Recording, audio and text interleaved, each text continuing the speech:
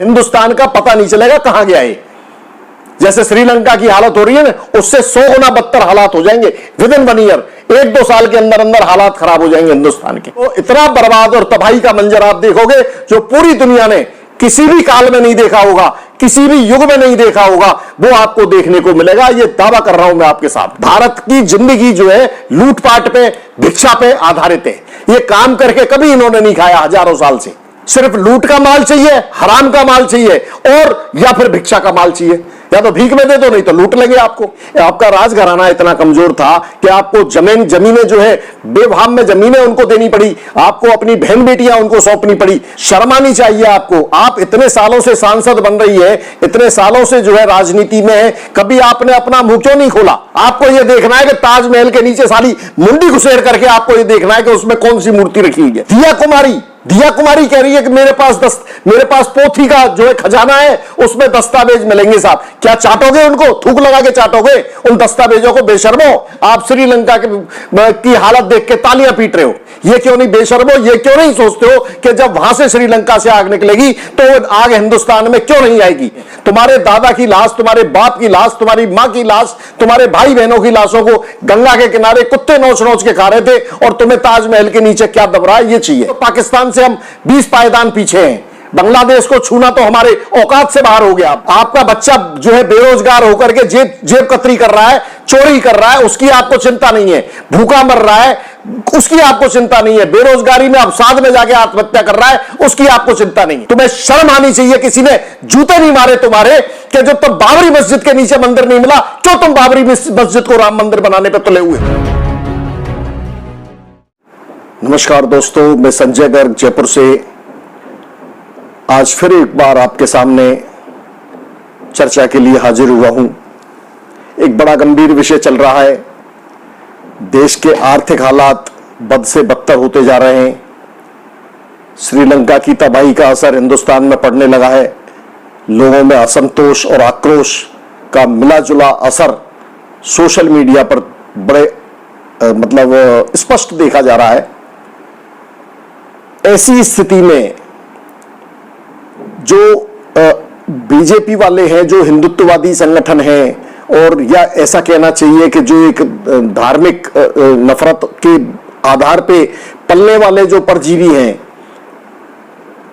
उन्होंने रोज नए सगुफे निकालते हैं। अभी ताजमहल के ऊपर जो है रिट दायर कर दी कि साहब ये ताजमहल के नीचे कोई तेजो महाल था, कोई मंदिर था, कहते हैं इसके 20 कमरे खोलो। कभी कहते हैं इसके 22 कमरों में से 20 कमरों को खोलो, इसमें मंदिरों की मूर्तियां पड़ी हुई, ऐसा लग रहा है कि मंदिर की मूर्तियां पड़ी हुई है। मतलब जाहिलियत आप देखिए इस पूरे समग्रता में। अगर हिंदुस्तान की जाहिलियत में कहूंगा तो ये बुरी बात नहीं होगी। ये बिल्कुल कटु सत्य है कि हम लोग जाहिल हैं, और अव्वल दर्जे के जाहिल हैं। इससे बड़ी जाहिलियत आपको कहीं दुनिया भर में देखने को नहीं मिलेगी। एक सांसद, चुनी हुई सांसद, जो जयपुर राजघराने से संबंध रखती है, वो महिला निकल करके कहती है कि साहब हमारे पास पूरे दस्तावेज हैं, और जो शाहजहां ने जो ये जमीन थी वो हमारे राज परिवार से जो है छीनी थी, क्योंकि उनकी सरकार थी, उन्होंने हमारे राजघराने से जमीन छीनी और वहां पे ताजमहल बनाया। बड़े विडंबना का विषय है। आप इतने कमजोर थे, आपकी परिवार इतने कमजोर थे, आपका राजघराना इतना कमजोर था कि आपको जमीनें जो है बेभाव में जमीनें उनको देनी पड़ी, आपको अपनी बहन बेटियां उनको सौंपनी पड़ी। तो काय के आपके राजा महाराजे रहे? काय का आप अपने पुरुषत्व पे घमंड करते हो भाई? शर्म आनी चाहिए आपको। आप इतने सालों से सांसद बन रही है, इतने सालों से जो है राजनीति में है, कभी आपने अपना मुंह क्यों नहीं खोला कि साहब इस तरह से हमारे पुरखों से जो है जमीन छीन करके ताजमहल बनाया हुआ है? क्यों नहीं आपने जो है, आप गंदी राजनीति, घटिया राजनीति में आप उसका हिस्सेदार बन रहे हो। शर्म आनी चाहिए। मुझे घिन आती है आपकी मानसिकता पर। शर्म की बात है कि हम लोग जो है किस चीज पर बहस कर रहे हैं?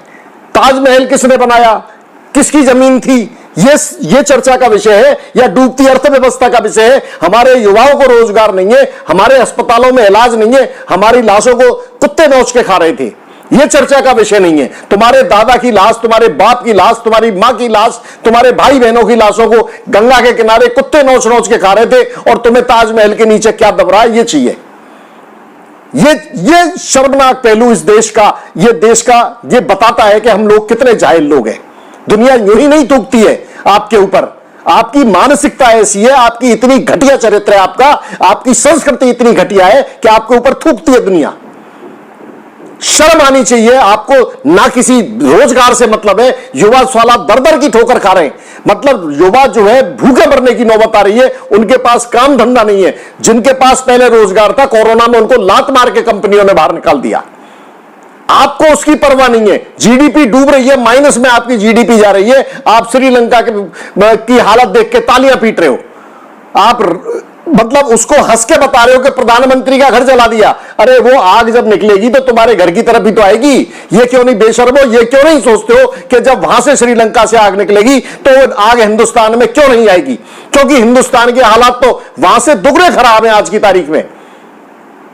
और आज भी अगर जीडीपी देखो तो हिंदुस्तान की श्रीलंका के मुकाबले आधी है। आज भी हैप्पीनेस इंडेक्स में देखो तो पाकिस्तान से हम 20 पायदान पीछे हैं।